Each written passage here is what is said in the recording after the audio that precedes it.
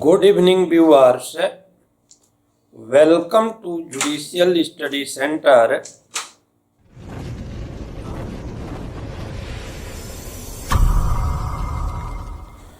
आज का टॉपिक है आईपीसी 1860 में जनरल एक्सेप्शन चैप्टर का दूसरा part, right of private defence. Right of private defence बहुत ही इम्पॉर्टेंट है। इसमें प्रीलिम्स के लिए, मेंस के लिए, इंटरव्यू के लिए इसमें से सवाल को पूछा जाता है। तो आज हम लोग देखेंगे कि राइट ऑफ प्राइवेट डिफेंस क्या है, राइट ऑफ प्राइवेट डिफेंस का राइट क्यों दिया गया है। राइट ऑफ प्राइवेट डिफेंस का जो राइट दिया गया है, वास्तव में हमारा जो स्टेट है वह एक वेलफेयर स्टेट है, और वेलफेयर स्टेट में स्टेट का यह प्रथम दायित्व बनता है कि राज्य के भीतर जो भी व्यक्ति निवास करता है, राज्य उसके शरीर एवं संपत्ति की रक्षा करे। लेकिन व्यवहारिक रूप में यह संभव नहीं है कि समाज में जितने दुष्चरित्र व्यक्ति हैं उनको से सुरक्षित रखने के लिए उनके पीछे पुलिस को तैनात कर दिया जाए, या हर एक स्थान पर जहां दंगा बलवा हो सकता है वहां पर पुलिस को तैनात कर दिया जाए।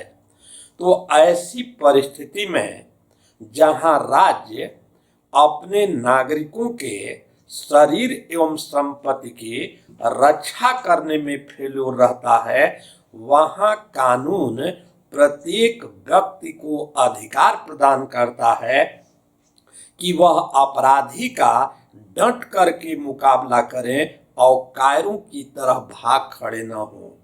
क्योंकि एक व्यक्ति जितना प्रभावशाली ढंग से अपने शरीर एवं संपत्ति की रक्षा कर सकता है, उतना प्रभावशाली ढंग से पुलिस अधिकारी और मजिस्ट्रेट भी उसको नहीं कर सकता है।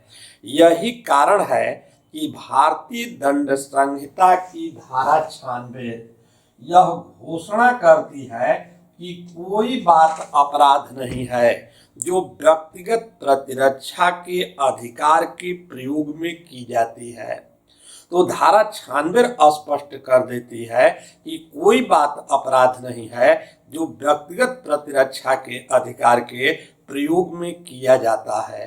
क्योंकि यहाँ पर आप देखेंगे कि धारा 96 से लेकर के धारा 106 के अंतर्गत अभियुक्त व्यक्ति के कार्य को इसलिए अपराध नहीं माना जाता है ताकि उसके कार्य को लॉ के द्वारा पूरी तरीके से जस्टिफाई बना दिया गया है। अब इसके बाद धारा 96 के बाद धारा 97 देखेंगे कि धारा 97 को पढ़ने से ये पता चलता है कि राइट ऑफ प्राइवेट डिफेंस का जो राइट दिया गया है यह दो प्रकार का होता है। सेक्शन 97 में दो उपखंड दिए गए हैं। सेक्शन 97 उपखंड 1 राइट ऑफ प्राइवेट डिफेंस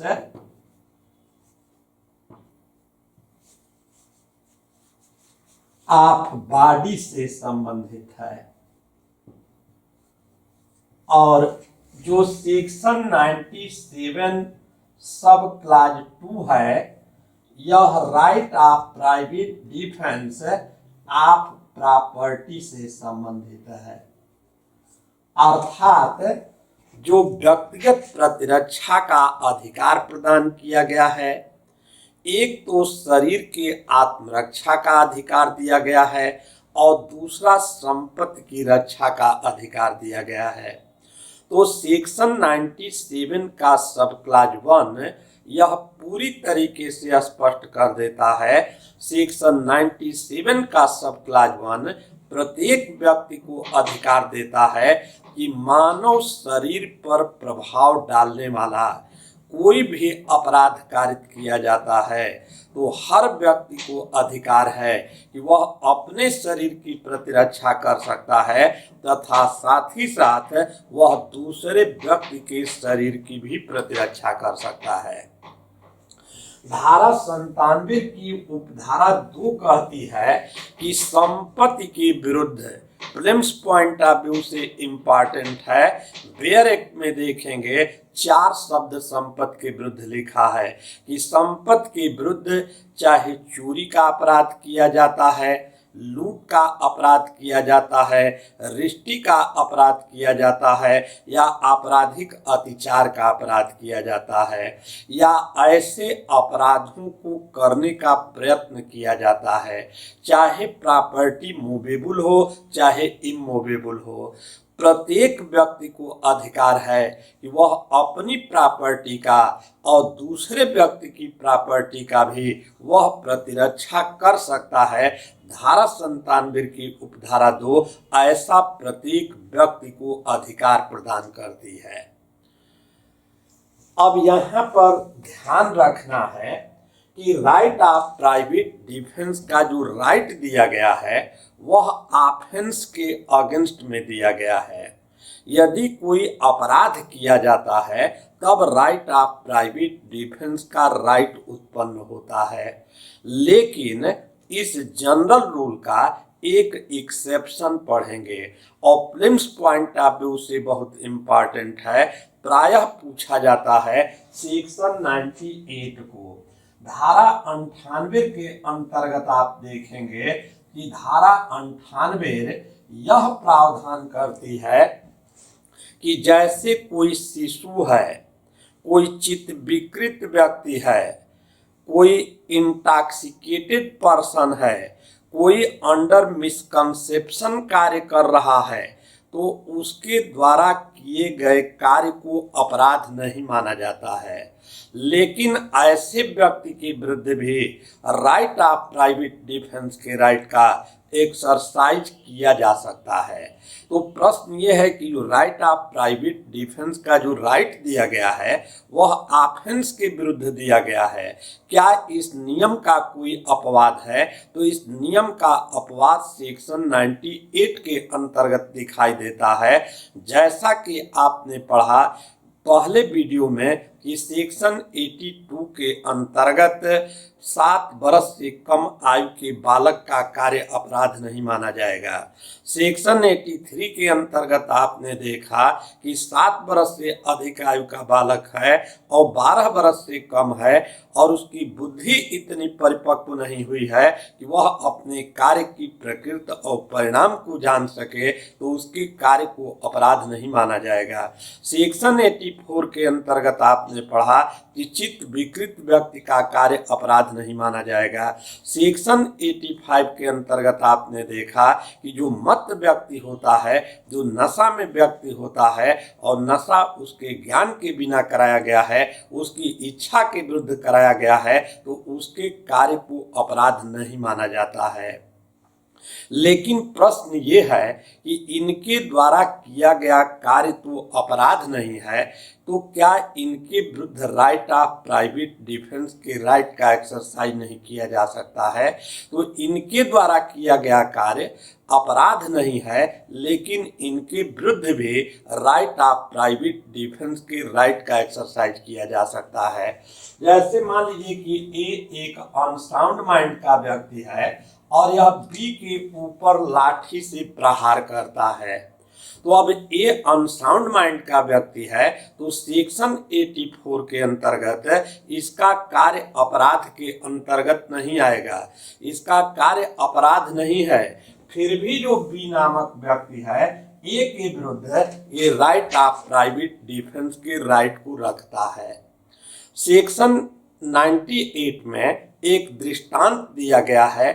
आप देखेंगे कि एग्जाम में प्रीलिम्स में बार बार उस दृष्टांत को पूछा जाता है। सेक्शन 98 का दृष्टांत क्या कहता है? सेक्शन 98 के दृष्टांत में कहा गया है कि जैसे ए एक व्यक्ति है और वह रात्रि में अपने ही घर में यह प्रवेश करता है। लेकिन जो बी इसका गेटकीपर है वह ए मालिक को उसको गृहभेदक समझ लेता है, हाउस ब्रेकर समझ लेता है, और हाउस ब्रेकर समझ करके जो गेट कीपर है वह मालिक के ऊपर प्रहार करता है। तो यहाँ पर ये जो मालिक है वह गेटकीपर के विरुद्ध राइट ऑफ प्राइवेट डिफेंस के राइट का प्रयोग कर सकता है, जबकि गेटकीपर का जो कार्य है वह अपराध के अंतर्गत नहीं आएगा, क्योंकि जो गेटकीपर कार्य कर रहा है वो अंडर मिसकंसेप्शन कार्य कर रहा है। फिर भी उसके विरुद्ध राइट ऑफ प्राइवेट डिफेंस के राइट का एक्सरसाइज किया जा सकता है। अब सेक्शन 98 के बाद जो सेक्शन 99 है बहुत इम्पॉर्टेंट सेक्शन है, और सेक्शन 99 एक तरीके से राइट ऑफ प्राइवेट डिफेंस के राइट के एक्सेप्शन को बताता है। Section 99 right of private defence का जो राइट दिया गया है वह उसकी सीमा को बताता है। राइट ऑफ प्राइवेट डिफेंस के राइट का प्रयोग करते समय किन किन बातों को ध्यान में रखना चाहिए, राइट ऑफ प्राइवेट डिफेंस के राइट की क्या सीमाएं हैं। तो सेक्शन 99 के अंतर्गत राइट ऑफ प्राइवेट डिफेंस के राइट की 4 सीमाएं बताई गई हैं, और हर व्यक्ति से अपेक्षा की जाती है कि धारा 99 के अंतर्गत जो सीमाएं बताई गई हैं उन सीमाओं के अंतर्गत रहते हुए ही राइट ऑफ प्राइवेट डिफेंस के राइट का एक्सरसाइज किया जाना चाहिए। वास्तव में आप देखेंगे कि कोर्ट के समक्ष जब राइट ऑफ प्राइवेट डिफेंस से संबंधित कोई भी मामला आता है तो कोर्ट केवल 2 चीज देखती है। कोर्ट सबसे पहली चीज देखती है कि अभियुक्त व्यक्ति को राइट ऑफ प्राइवेट डिफेंस का राइट था कि नहीं था, और दूसरी चीज कोर्ट देखती है कि यदि अभियुक्त को राइट ऑफ प्राइवेट डिफेंस का राइट था तो उसने उस राइट का एक्सरसाइज सेक्शन 99 की सीमाओं के अंतर्गत रहते हुए किया है कि नहीं किया है। यदि ये दोनों कंडीशन फुलफिल होती है तो अभियुक्त व्यक्ति के कार्य को पूरी तरीके से जस्टिफाई माना जाएगा, और ये माना जाएगा कि अभियुक्त ने कोई भी अपराध कारित नहीं किया है। अब सेक्शन 99 में देखें कि क्या क्या सीमाएं बताई गई हैं। तो सबसे पहली सीमा ये बताई गई है धारा 99 पैरा 1। धारा 99 पैरा 1 में यह स्पष्ट कर दिया गया है कि कोई पब्लिक सर्वेंट है और पब्लिक सर्वेंट अपने पदाभास में कार्य कर रहा है, सद्भावना पूर्वक कार्य कर रहा है, और उसके कार्य से मृत्यु या घोर उपहत की आशंका कारित नहीं होती है, तो ऐसे लोक सेवक के विरुद्ध राइट ऑफ प्राइवेट डिफेंस के राइट का एक्सरसाइज नहीं किया जाना चाहिए। लेकिन यहाँ पर ध्यान रखना है, यहाँ पर विद्यार्थी केवल एक लाइन में पढ़ लेता है कि पब्लिक सर्वेंट के विरुद्ध राइट ऑफ प्राइवेट डिफेंस के राइट का प्रयोग नहीं किया जाता है, लेकिन ऐसा नहीं है। 99 के पैरा 1 के अंतर्गत बहुत महत्वपूर्ण शब्द लिखा है कि पब्लिक सर्वेंट के विरुद्ध राइट ऑफ प्राइवेट डिफेंस के राइट का एक्सरसाइज तब नहीं किया जाएगा जब वह under the colour of office कार्य कर रहा हो, वह पदाभास में कार्य कर रहा हो। और under the colour of office पदाभास का मतलब है कि लोक सेवक जो कार्य कर रहा है वह जुरिडिक्शन के अंतर्गत रहते हुए कार्य कर रहा है, वह लॉफुल एक्ट को कर रहा है, वह गुड फेथ में कार्य कर रहा है, उसके कार्य से मृत्यु एवं घोर उपहत की आशंका कारित नहीं होती है, तब ये सारी कंडीशन फुलफिल होती है तो पब्लिक सर्वेंट के विरुद्ध राइट ऑफ प्राइवेट डिफेंस के राइट का एक्सरसाइज नहीं किया जाएगा। अब देखें इससे दूसरा अर्थ क्या निकलता है कि पब्लिक सर्वेंट के विरुद्ध भी राइट ऑफ प्राइवेट डिफेंस के राइट का एक्सरसाइज किया जा सकता है। कब किया जा सकता है? जब पब्लिक सर्वेंट जुरिडिक्शन से बियॉन्ड जाकर के कार्य करता है, सद्भावना पूर्वक कार्य नहीं करता है, उसके कार्य से मृत्यु एवं घोर उपहत की आशंका कारित होती है, तो ऐसी परिस्थिति में यहाँ पर लोक सेवक के विरुद्ध भी राइट ऑफ प्राइवेट डिफेंस के राइट का प्रयोग किया जा सकता है। जैसे इसमें एक पुरानी केस पढ़ेंगे और केस का नाम है हकदाद। हकदाद और हकदाद 1929 लाहौर हाई कोर्ट की केस है। अब इस केस का फैक्ट ये है कि ये एक लकड़हारा है और यह साइकिल में पीछे कैरियर में कुल्हाड़ी को बांध करके और जंगल की तरफ लकड़ी काटने के लिए जा रहा था। अब बीच में एक पुलिस कांस्टेबल मिल जाता है और ये जो पुलिस कांस्टेबल है ये लकड़हारे को रोक देता है और ये लकड़हारा रुक जाता है। इसके बाद पुलिस कांस्टेबल जो साइकिल की कैरियर में जो कुल्हाड़ी को बांधा है, पुलिस कांस्टेबल उसको छीनने लगता है। अब यहाँ पर लकड़हारा अपनी कुल्हाड़ी की प्रतिरक्षा करने में पुलिस कांस्टेबल को वह सिंपल हर्ट कारित कर देता है। अब ये मामला लाहौर हाई कोर्ट तक गया कि यहाँ पर लकड़हारा को ने जो अपनी कुल्हाड़ी की प्रतिरक्षा करने में पुलिस कांस्टेबल को जो चोट पहुंचाई है वह जस्टिफाई है कि नहीं है। लाहौर हाई कोर्ट ने कहा कि कुल्हाड़ी कोई ऐसा वेपन्स नहीं है जिसके लिए किसी लाइसेंस की आवश्यकता होती है। यहाँ पर जो पुलिस कांस्टेबल है वह अपने जुरिडिक्शन से बियॉन्ड जाकर के कार्य कर रहा है, वह सद्भावना पूर्वक कार्य नहीं कर रहा है। अतः लकड़हारा के द्वारा पुलिस कांस्टेबल को अपनी कुल्हाड़ी की प्रतिरक्षा करने में जो चोट उसने पहुंचाई है वो पूरी तरीके से जस्टिफाई माना गया। तो अब ध्यान रखना है कि जनरल रूल क्या है कि पब्लिक सर्वेंट के विरुद्ध राइट ऑफ प्राइवेट डिफेंस के राइट का एक्सरसाइज नहीं किया जाता है।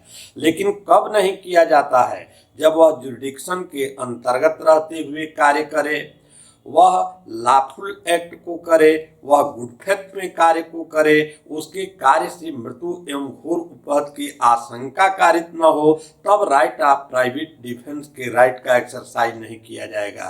लेकिन वहीं पर पब्लिक सर्वेंट के विरुद्ध राइट ऑफ प्राइवेट डिफेंस के राइट का प्रयोग किया जाएगा जब वह अपने जुरिडिक्शन से बियॉन्ड जाकर के कार्य करता है, वह सद्भावना पूर्वक कार्य नहीं करता है, उसके कार्य से मृत्यु एवं घोर उपहत की आशंका कारित होती है, तो ऐसी पब्लिक सर्वेंट के विरुद्ध भी राइट ऑफ प्राइवेट डिफेंस के राइट का एक्सरसाइज किया जा सकता है।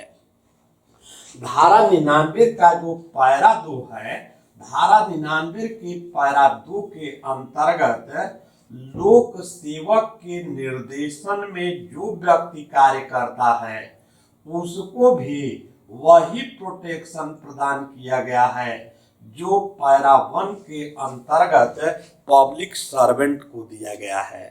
तो पैरा 1 पैरा 2 दोनों को एक साथ मिलाकर के पढ़ना चाहिए। पब्लिक सर्वेंट के विरुद्ध आपने देखा कि राइट ऑफ प्राइवेट डिफेंस के राइट का प्रयोग कब नहीं किया जाएगा। उसी तरीके से पब्लिक सर्वेंट के यदि निर्देशन में कोई व्यक्ति कार्य करता है तो उसको भी वही प्रोटेक्शन दिया गया है जो पैरा 1 के अंतर्गत पब्लिक सर्वेंट को प्रदान किया गया है। तीसरी चीज यहाँ धारा 99 का जो पैरा 3 है, इस पैरा 3 के अंतर्गत यह स्पष्ट कर दिया गया है कि राइट ऑफ प्राइवेट डिफेंस के राइट का एक्सरसाइज वहां पर नहीं किया जाना चाहिए जहां पब्लिक सर्वेंट की सहायता आसानी से उपलब्ध हो सकती है। तो जहां लोक सेवक की सहायता आसानी से मिल सकती है वहां पर राइट ऑफ प्राइवेट डिफेंस के राइट का प्रयोग नहीं किया जाना चाहिए।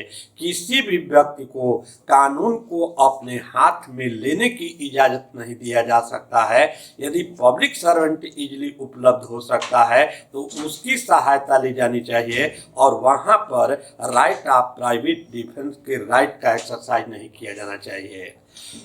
चौथा पैराग्राफ के अंतर्गत बताया गया है कि राइट ऑफ प्राइवेट डिफेंस के राइट का एक्सरसाइज सिर्फ उतना किया जाना चाहिए जितने से अपने शरीर एवं संपत्ति की प्रतिरक्षा करना आवश्यक है। तो राइट ऑफ प्राइवेट डिफेंस के राइट पर जो चौथी सीमा बताई गई है कि राइट ऑफ प्राइवेट डिफेंस के राइट का एक्सरसाइज सिर्फ उतना किया जाना चाहिए जितने से अपने शरीर एवं संपत्ति की प्रतिरक्षा करना आवश्यक है। जैसे इसका सबसे अच्छा उदाहरण है कि कोई ककड़ी का चोर है तो ककड़ी के चोर की तलवार के द्वारा उसकी हत्या कारित नहीं की जा सकती है। यदि एक व्यक्ति दूसरे व्यक्ति की भूमि पर बिना उसकी अनुमति के प्रवेश करता है, ट्रेसपास करता है, तो राइट ऑफ प्राइवेट डिफेंस के राइट का प्रयोग नहीं किया जाना चाहिए।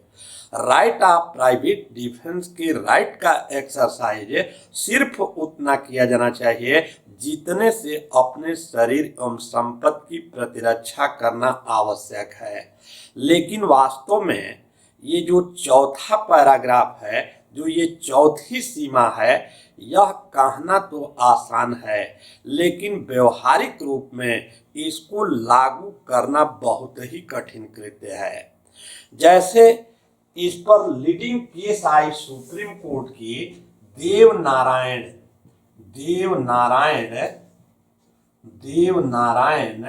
Versus state of UP 1973 supreme court. Devnarayan versus state of UP 1973 supreme court. इस केस का फैक्ट देखें।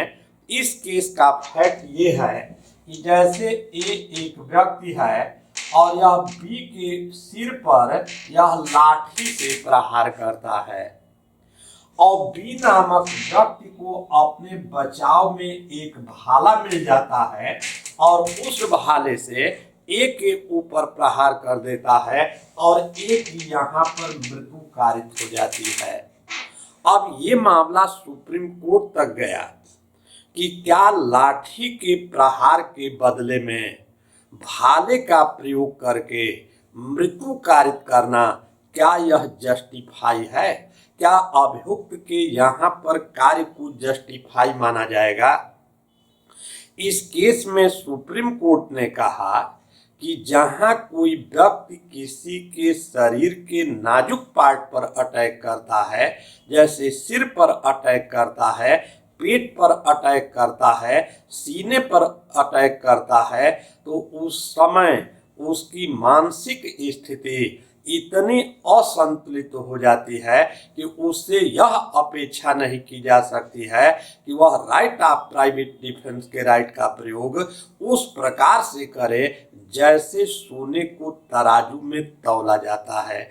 और सुप्रीम कोर्ट ने यहाँ पर कहा कि यहाँ पर लाठी के प्रहार के बदले में भाले से जो प्रहार किया गया है, अभियुक्त का कार्य ये पूरी तरीके से जस्टिफाई है और ये माना जाएगा कि उसने कोई अपराध कारित नहीं किया है। तो ये Devnarayan versus state of UP 1973 की केस है और इस बिंदु पर ये बहुत इम्पॉर्टेंट केस है। इस तरीके से धारा 99 के अंतर्गत 4 सीमाएं आपने देखा। इन 4 सीमाओं के अंतर्गत रहते हुए ही राइट ऑफ प्राइवेट डिफेंस के राइट का एक्सरसाइज किया जाना चाहिए। अब आगे देखेंगे कि जो सेक्शन 100 है, सेक्शन 100 के अंतर्गत अब प्रत्येक व्यक्ति को अधिकार दिया गया है कि वह अपने शरीर की प्रतिरक्षा करने में आक्रमणकर्ता की वह कब मृत्यु कारित कर सकता है। तो सेक्शन 100 के अंतर्गत 7 परिस्थितियां बताई गई हैं, 7 अपराधों का उल्लेख किया गया है और 7 अपराधों में से कोई भी अपराध कारित किया जाता है तो हर व्यक्ति को अधिकार दिया गया है कि वह धारा 99 की सीमा के अंतर्गत रहते हुए आक्रमणकर्ता की मृत्यु तक कारित कर सकता है। जैसे अब सेक्शन 100 में सबसे पहली चीज बताई गई है कि यदि कोई ऐसा हमला किया जाता है जिससे युक्त रूप से आशंका कारित होती है कि उस हमले का परिणाम मृत्यु होगा। दूसरा, ऐसा हमला जिससे युक्त रूप से आशंका कारित होती है कि ऐसे हमले का परिणाम घोर उपहति होगा। तीसरा, बलात्कार करने के आशय से हमला किया जाता है। चौथा, काम तृष्णा की तृप्ति के आशय से हमला किया जाता है। पांचवा, व्यपहरण एवं अपहरण करने के आशय से हमला किया जाता है। छठवां, किसी व्यक्ति को ऐसी परिस्थितियों में सदोष पर रोध कारित किया जाता है कि वह लोक प्राधिकारी की सहायता को प्राप्त नहीं कर सकता है। या सातवां, तेजाब के द्वारा हमला किया जाता है।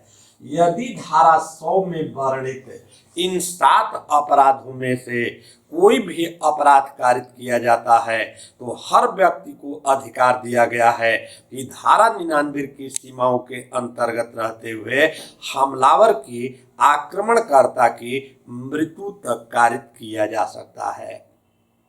लेकिन ध्यान रखना है कि मृत्यु कब कारित की जा सकती है। केवल धारा 100 में वर्णित अपराध के संबंध में ही आक्रमणकर्ता की मृत्यु कारित की जा सकती है।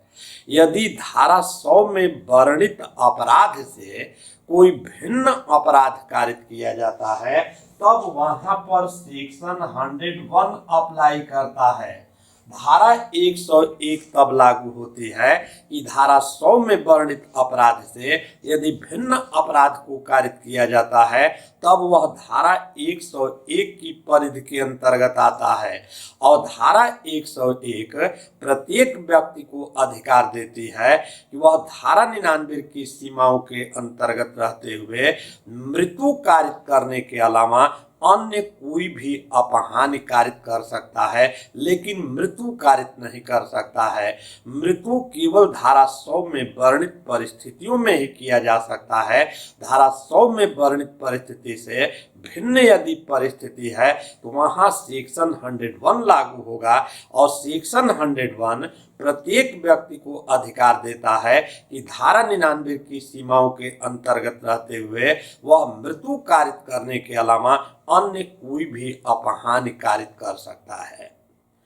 अब आगे सेक्शन 102 भी बहुत इंपॉर्टेंट है। प्रश्न पूछा जाता है कि राइट ऑफ प्राइवेट शरीर के प्रति आत्मरक्षा का अधिकार कब प्रारंभ होता है और वह कब तक बना रहता है। तो राइट ऑफ प्राइवेट डिफेंस का राइट कब प्रारंभ होता है और वो कब तक बना रहता है। धारा 102 स्पष्ट कर देती है कि राइट ऑफ प्राइवेट डिफेंस का राइट उसी क्षण प्रारंभ हो जाता है जिस समय धमकी या अपराध करने का प्रयत्न किया जाता है। तो राइट ऑफ प्राइवेट डिफेंस का राइट उसी क्षण प्रारंभ हो जाता है जिस समय शरीर के प्रति संकट उत्पन्न होता है, कोई धमकी दी जाती है, अपराध करने का प्रयत्न किया जाता है, वैसे ही राइट ऑफ प्राइवेट डिफेंस के राइट का प्रारंभ हो जाता है। और ये कब तक बना रहता है? राइट ऑफ प्राइवेट डिफेंस का राइट तब तक बना रहता है जब तक शरीर के प्रति संकट बना रहता है। तो ध्यान रखना है कि राइट ऑफ प्राइवेट डिफेंस के राइट को प्रारंभ होने के लिए यह कोई आवश्यक नहीं है कि अपराध जब कर दिया जाए तभी राइट ऑफ प्राइवेट डिफेंस का राइट उपलब्ध होगा। यदि किसी व्यक्ति के मन में युक्त रूप से आशंका कारित हो जाती है कि अब उसके ऊपर अपराध होने वाला है, अपराध करने का प्रयत्न किया जाता है, धमकी दिया जाता है, तो जैसे ही शरीर के प्रति संकट उत्पन्न होता है वैसे ही राइट ऑफ प्राइवेट डिफेंस का राइट प्रारंभ हो जाता है। और ये कब तक बना रहता है? ये तब तक बना रहता है जब तक शरीर के प्रति संकट बना रहता है। लेकिन ध्यान रखना है, Devnarayan versus state of UP 1973 supreme court यहाँ पर लीडिंग केस है और इस केस में सुप्रीम कोर्ट ने कहा कि जो आशंका होनी चाहिए वह रीजनेबल होनी चाहिए, वह युक्त होनी चाहिए, वह वास्तविक होनी चाहिए, वह इमिनेंट होना चाहिए, आशंका को भ्रामक नहीं होना चाहिए। दूसरी चीज, इस पर Ram Swaroop versus state of UP 1974 की केस भी इम्पॉर्टेंट है। तो पीटी पॉइंट ऑफ व्यू से ये दोनों केस को ध्यान में रखना है।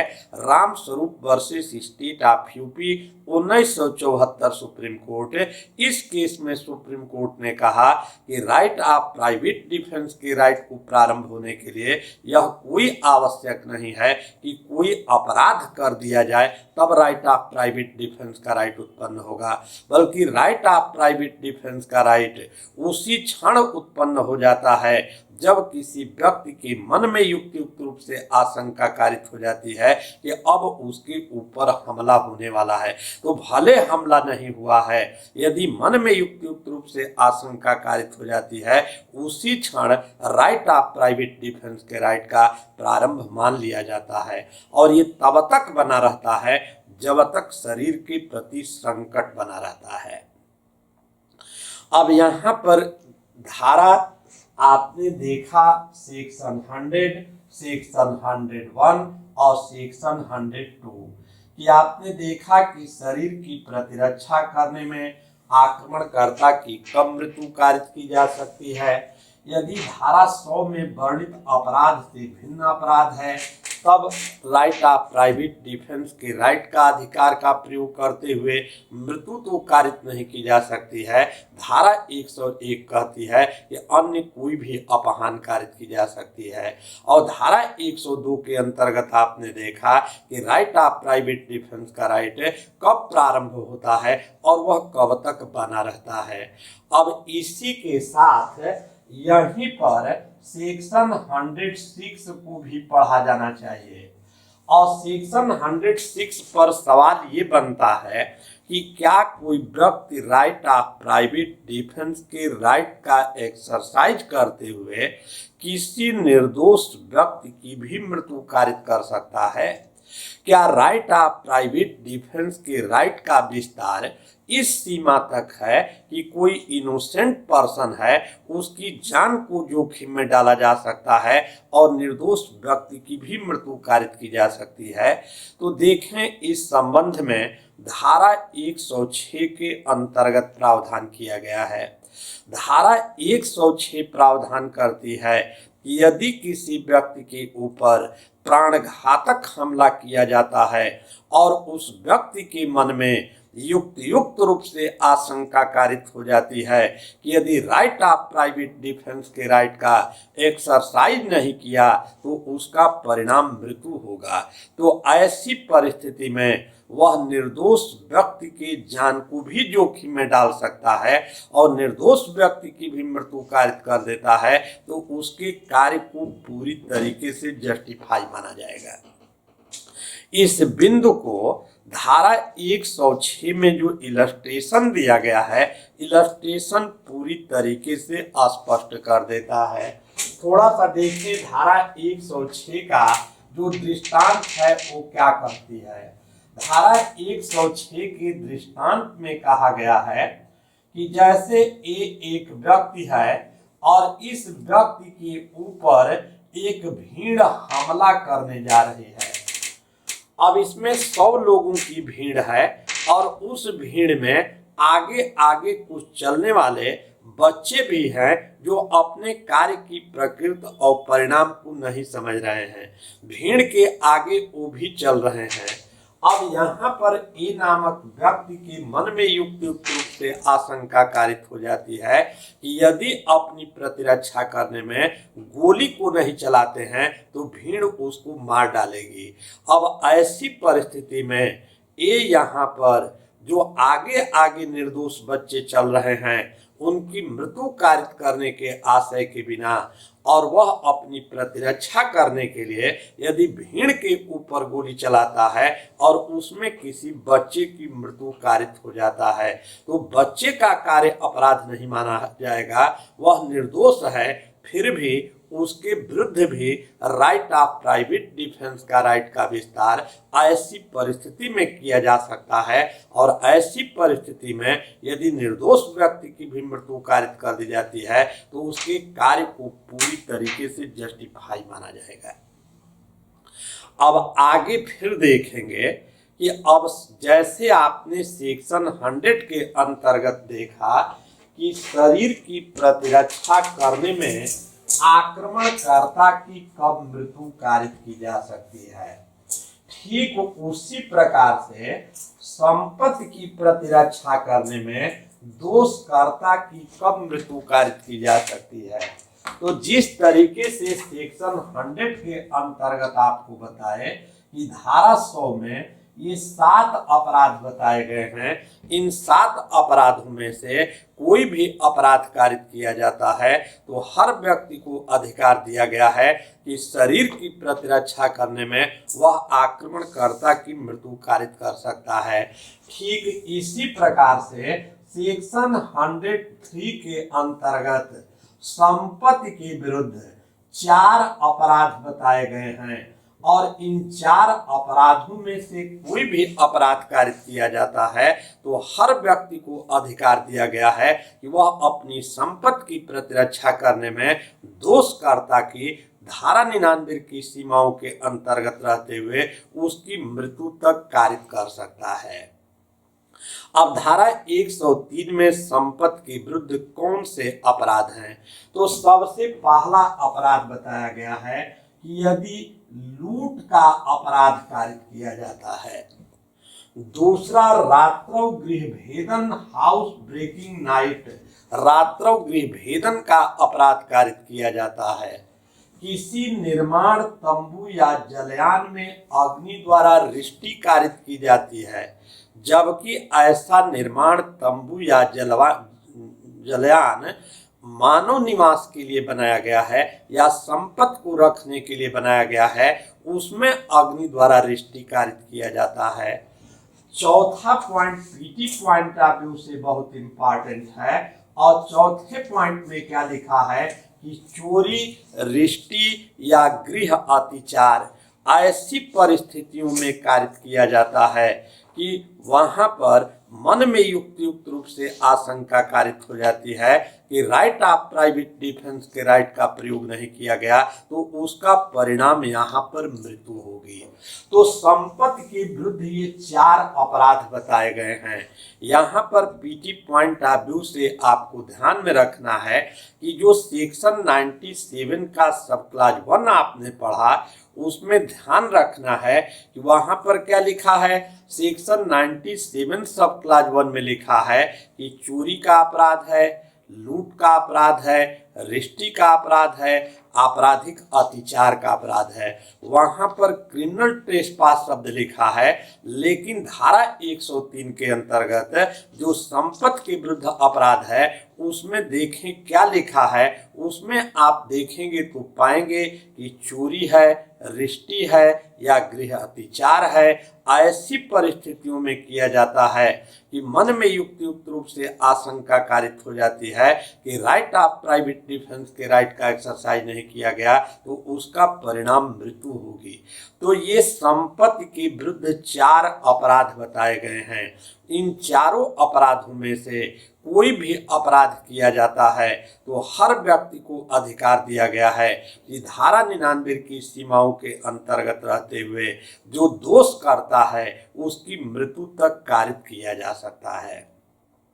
अब यहाँ पर थोड़ा सा ध्यान रखेंगे, प्रश्न ये है कि लूट के जो संपत्ति के विरुद्ध क्या केवल 4 ही अपराध ऐसे हैं जिसमें संपत्ति की प्रतिरक्षा करने में दोषकर्ता की मृत्यु कारित की जा सकती है और बाकी अपराध में मृत्यु कारित नहीं की जा सकती है।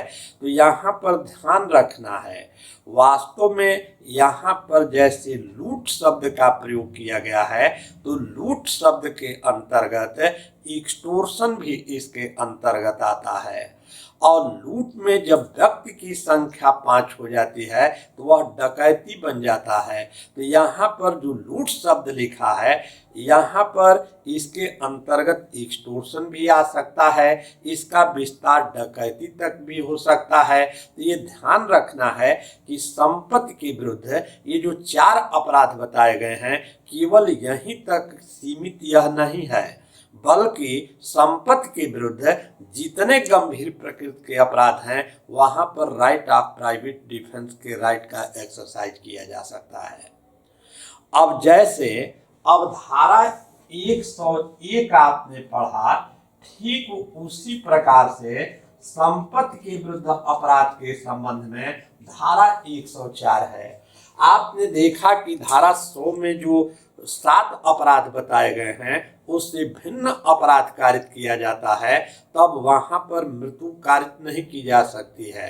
अब वह धारा 101 की परिधि के अंतर्गत आएगा और धारा 101 के अंतर्गत आपने देखा कि धारा 99 की सीमाओं के अंतर्गत रहते हुए मृत्यु कारित करने के अलावा अन्य कोई भी अपहानि कारित की जा सकती है।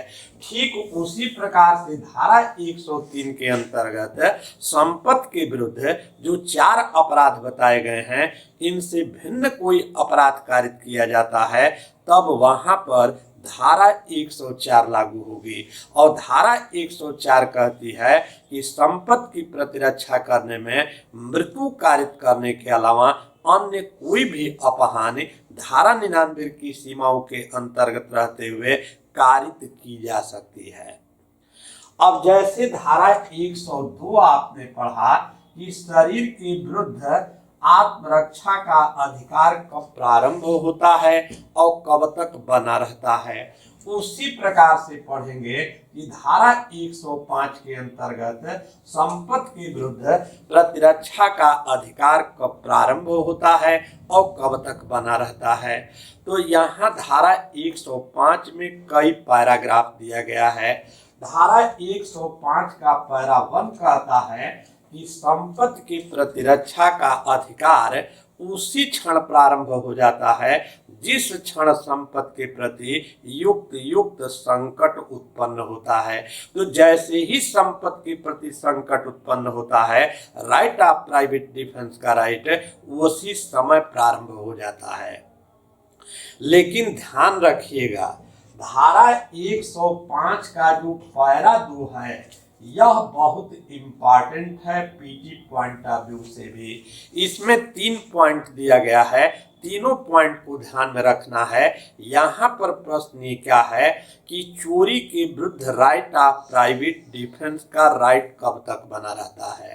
तो चोरी के विरुद्ध राइट ऑफ प्राइवेट डिफेंस का राइट तब तक बना रहता है जब तक, पहला पॉइंट, अपराधी संपत्ति सहित पहुंच के बाहर नहीं हो जाता है। दूसरा पॉइंट, जब तक लोक प्राधिकारियों की सहायता प्राप्त नहीं कर ली जाती है। और तीसरा पॉइंट कि जब तक प्रॉपर्टी की जो प्रॉपर्टी है जब तक उस प्रॉपर्टी की बरामदगी नहीं हो जाती है। तो राइट ऑफ प्राइवेट डिफेंस का जो ये राइट है चोरी के विरुद्ध ये कब तक बना रहता है, ये तब तक बना रहता है जब तक अपराधी संपत्ति सहित पहुंच के बाहर नहीं हो जाता है, जब तक लोक प्राधिकारियों की सहायता प्राप्त नहीं कर ली जाती है, जब तक प्रॉपर्टी बरामद नहीं हो जाती है, उसकी रिकवरी नहीं हो जाती है, तब तक राइट ऑफ प्राइवेट डिफेंस का राइट बना रहता है। तो थैंक्स, दैट्स ऑल।